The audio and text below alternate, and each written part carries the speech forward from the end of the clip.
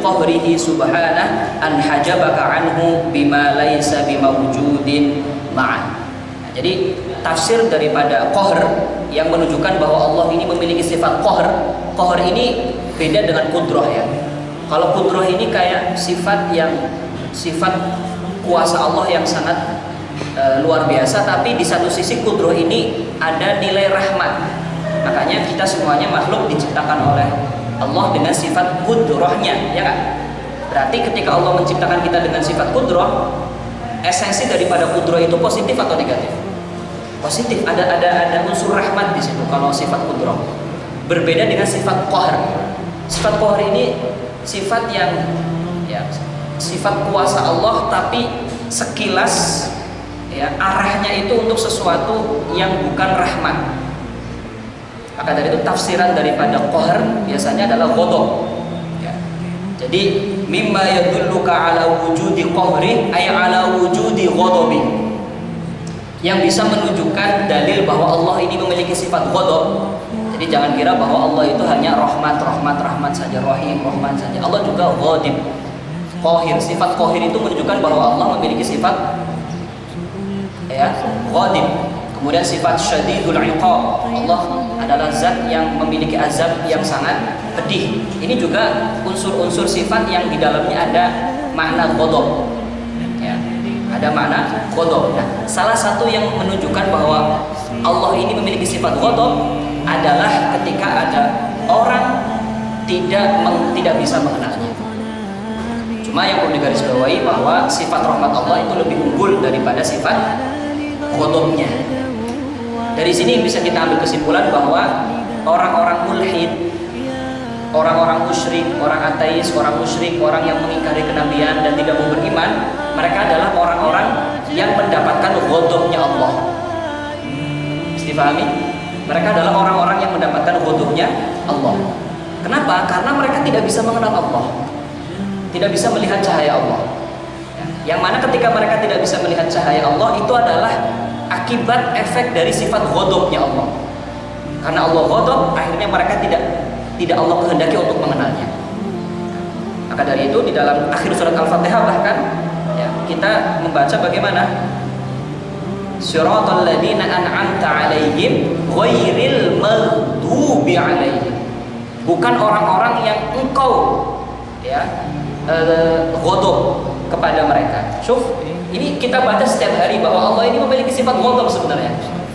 Buktinya mana? Buktinya ada orang-orang yang Allah iqab dengan sifat ghadabnya Allah itu. Biasanya ulama menafsirkan ghairil maghdubi 'alaihim itu adalah orang-orang Yahudi sama Nasrani. Tapi ayatnya di situ umum sebenarnya. Intinya di sana ada orang-orang yang mendapatkan ghadabnya Allah. Gitu. Nah, bukti bahwa mereka mendapatkan ghadabnya Allah, mereka tidak bisa beriman kepada Allah. Wa mimma yadulluka ala ghadabi an hajabaka bima laisa bimawjudin ma'ah. Mereka itulah orang-orang yang al-maghdubi alaihim. Makanya kita berdoa semoga kita tidak termasuk golongan dari mereka. Baik. Jadinya boleh dikatakan bahwa yang dimaksud dengan qahr adalah ghadab. Kalau Allah ghadab, maka Allah akan menutup dia dari tidak bisa mengenal Allah. Perhatikan, ini adalah uslub sebab akibat. Artinya sebenarnya yang membuat mereka itu terhijab dari Allah, tertutup dari Allah karena sifat ghadab. Jadi iqab daripada Allah ini memiliki sifat ghadab kepada hambanya. Ketika Allah ghadab kepada hambanya adalah ya, iqab yang paling berat adalah hijab, terhijab dari Allah. Ini akhtaru iqabin ala ibadihi ya. Akhtaru ibadin ala ibadihi, iqabin ala ibadihi. Iqab yang paling ya, yang paling mengerikan yang Allah turunkan kepada hambanya adalah ketika Allah ghadab, kemudian ghadab itu menyebabkan mereka terhijab dari Allah. Ini iqab yang sangat akhtar. Iqab yang sangat akhtar. Ini adalah uslub sebab akibat. Ya, jadi ya, ketika Allah itu ghadab, ya, kemudian ghadab itu bisa memunculkan berakibat hijab, an hajabak. Allah menutup kamu daripada ma'rifatnya. Ya, Allah menutup kamu daripada ma'rifatnya. Nah, Orang-orang yang ditutup daripada ma'rifat Allah itulah yang kemudian sering dilukiskan di dalam Al-Quran. Ya, sering dilukiskan di dalam Al-Quran. Seperti misal ya, ayat yang mengatakan walaqad darabna li jahannama katsiran minal jinni wal ins lahum qulubun la yafqahuna biha wa lahum a'yunun la yubsiruna biha wa lahum adhanun la yasma'una biha ulaika kal an'ami bal hum adall. Ya, mereka orang-orang yang ateis itu mereka memiliki hati, mereka memiliki mata, dan mereka memiliki telinga. Akan tetapi akan tetapi mereka tidak menggunakan unsur itu semuanya sesuai dengan tempatnya. Tidak menggunakan hati untuk berpikir, tidak menggunakan mata untuk melihat, ya, tidak menggunakan telinga untuk mendengar. Padahal ini adalah sindiran bagi mereka yang sangat menohok, ya. Kenapa? Karena harusnya secara ilmiah mereka itu bisa melihat Allah gitu loh. Karena mereka melihat semua alam ini kok. Bahkan ya orang-orang mulhid ini sudah sering sudah sering dicecar dengan bukti kebesaran Allah, dengan adillah akliyah, dengan barohin akliyah. Tapi mereka tidak bisa mengimani itu. Ini jelas sekali menunjukkan bahwa Allah lah yang menghendaki itu. Ghadabnya Allah lah yang membuat mereka tidak bisa mengimani Allah. Ini betul-betul karena qaharnya Allah. Karena harusnya sekali lagi secara akli, uslub ilmiah, mereka sudah tidak bisa membantah. Bahkan dulu Syekh Ramadan Al-Buti itu pernah bercerita, ya, waktu itu ada pertemuan para dosen al-aqidah wal filsafat, dosen akidah filsafat dari berbagai universitas. Biasa banyak dosen-dosen yang mulhid, yang ateis dalam dunia kampus itu banyak yang mereka itu tidak bertuhan. Itu ada pertemuan dengan mahasiswa dan para dosen. Kemudian Syekh Ramadan Al-Buti itu berada di depan. Ya, kemudian ada salah satu seorang ateis yang kemudian mengacungkan tangan dan bertanya kepada Syekh Al-Buti. Tanya tentang ketuhanan. Satu pertanyaan dijawab. Pertanyaan kedua dijawab. Pertanyaan ketiga dijawab. Keempat dijawab, dan begitu banyak sekali pertanyaan yang kemudian sudah terjawab oleh beliau. Sampai entah itu pertanyaan yang keberapa, setelah ditanyakan beliau akhirnya diam. Setelah dijawab, semuanya terjawab. Kemudian orang yang bertanya ini, si ateis ini, kemudian dia diam. Setelah diam, ya, akhirnya dia kemudian yajlis fi mu'akhkharis sufuf, akhirnya dia mundur, duduk di saf barisan yang paling belakang. Ya, dia diam saja. Setelah tanya itu dia tidak bisa ngomong apapun, diam saja. Ya. Kemudian setelah dia diam, setelah muhadharah acara selesai, Syekh Buti ini menghampirinya. Ketika Syekh Buti menghampirinya, ya, ditanya, wahai kamu, apakah kamu paham dengan jawabanku? Dia masih diam, itu ditanya seperti itu masih diam. Ya hadza, hal fahimta bima aqul? Faham?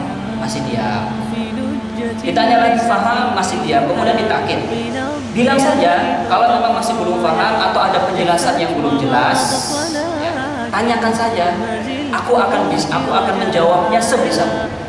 Bahkan, ya, kalau seandainya kamu menanyakan tentang ketuhanan dan aku tidak bisa memuaskan akalmu, aku tidak bisa menjawab apa yang kamu tanyakan, saufa usallimu aqidati ilaika. Aku akan siap mengikuti akidahmu. Artinya aku tidak mau beriman kepada Tuhan lagi. Aku siap menjadi ateis, kata beliau. Gitu kan? Tapi seandainya aku bisa menjawab semua syubhat, semua pertanyaan yang kamu ajukan kepadaku, aku tidak akan menuntut apapun dari kamu. Aku tidak akan memaksa kamu untuk masuk ke dalam agamaku. Aku hanya mohon kepada kamu, ya, dengarkan apa kata hati dan dengarkan apa kata akal. Diam, ya. Tak bisa menjawab. Diam lagi. Syuf. Dan pada akhirnya dia terus-terusan seperti itu, dan kata beliau sekarang sedang lagi sakit, masih hidup. Waktu itu pas lagi beliau cerita masih hidup katanya. Syuf, ini kenapa kok ada model orang yang seperti itu? Padahal terjawab, akalnya harusnya sudah terpuaskan. Ya, bukti-bukti semuanya sudah jelas. Akan tapi dia tetap saja tidak mau mengenal Allah. Ini kenapa? Ghadabnya Allah itulah, qaharnya Allah itulah yang membuat mereka seperti itu. Pernah juga ada suatu kisah, misal orang ateis lagi, orang yang tidak mau bertuhan, tidak mengenal Tuhannya, ya, dia sedang bertakziah ke rumah kawan dia. Jadi kebetulan ibunya meninggal. Ketika ibunya meninggal, si ateis ini ikut takziah, datang ke rumahnya. Biasa, ya, dimanapun berada, ya, kalau ada mayit sedang dipersiapkan, ada yang di sekitarnya itu membaca Al-Quran. Ya. Dibacakan Al-Quran, dibacakan surat Yasin, dibacakan ini dan lain sebagainya. Ya. Kemudian tiba-tiba si ateis ini kemudian berdiri, ya, kemudian mengatakan, "Qif, berhenti, jangan lanjutkan. Hadzal kalam yakadu an yughayyiru aqli." Apa yang dia bacakan ini hampir membuat akalku berubah. Setelah dia mengatakan itu, apa yang dia lakukan? Dia keluar dari majelis. Dia kemudian keluar dari majelis. Dia tidak mau. Dia tidak mau mendengarkan, ya, lanjutan bacaan ayat, karena dia takut apa yang dia yakini, apa yang sudah menjadi prinsip pengetahuan dia, bahwa dia akan mengimani apa yang dia bisa lihat, gitu kan? Akhirnya dia mending kabur daripada melanjutkan untuk mendengar. Ini adalah qahrnya Allah, ghadabnya Allah. Maka dari itu alhamdulillah kita bukan termasuk orang-orang yang al-maghdubi alaihim, dan bukan orang-orang yang walau. Mereka, kalau mereka terus-terusan seperti itu, mereka lah yang kemudian disimbolkan oleh ayat kita semuanya hafal di surat Al-Baqarah, "Tsumma qasat qulubukum min ba'di dzalika fahiya kal hijarati aw ashaddu qaswa." Itulah mereka, tidak hanya akal mereka yang cacat, tapi hati mereka pun ini sudah membatu. Nah, kalau hati ini sudah membatu, yang terjadi yang seperti itu. Hati itu ibarat batu pada akhirnya. Bahkan ayatnya dalam memberikan permisalan lebih mengerikan. Fahyakal hijarati aw ashaddu qaswa. Bahkan bisa lebih keras daripada batu itu. Kok bisa lebih keras? Iya. Batu itu bisa jadi, wa inna minal hijarati lama yatafajjaru minhul anhar, wa inna minha lama yashaqqaqu fayakhruju minhul ma. Batu itu dia bisa tertembus oleh air. Bahkan batu ini bisa hancur lama-lama ketika kena terjangan air terus menerus. Artinya batu yang sekeras itu bisa kalah dengan air yang sangat lembut. Ya. Tapi hati mereka lebih keras daripada batu bahkan. Ini permisalan yang sangat mengerikan jika, ya, Allah sudah menurunkan ghadabnya kepada orang-orang tertentu, sehingga mereka tidak bisa mengenalnya.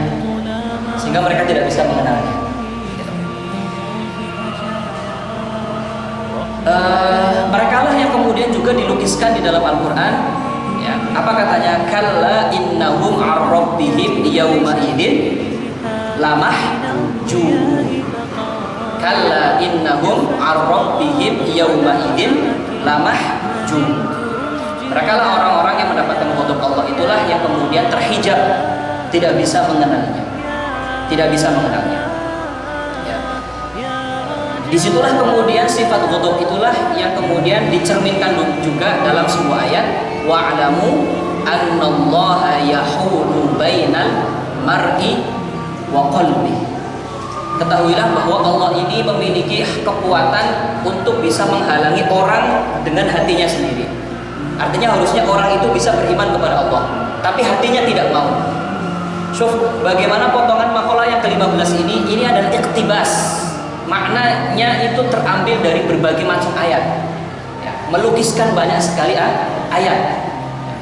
Mereka yang terhijab itu adalah orang-orang yang mendapatkan ghadab, dan mereka semuanya sudah banyak sekali terlukiskan di dalam Al-Quran dengan berbagai uslub yang berbeda-beda. Kemudian muncul pertanyaan selanjutnya, apakah ketika Allah itu menurunkan ghadab kepada mereka itu i'tibatan, tanpa i'tibatan itu tiba-tiba, tanpa sebab apapun.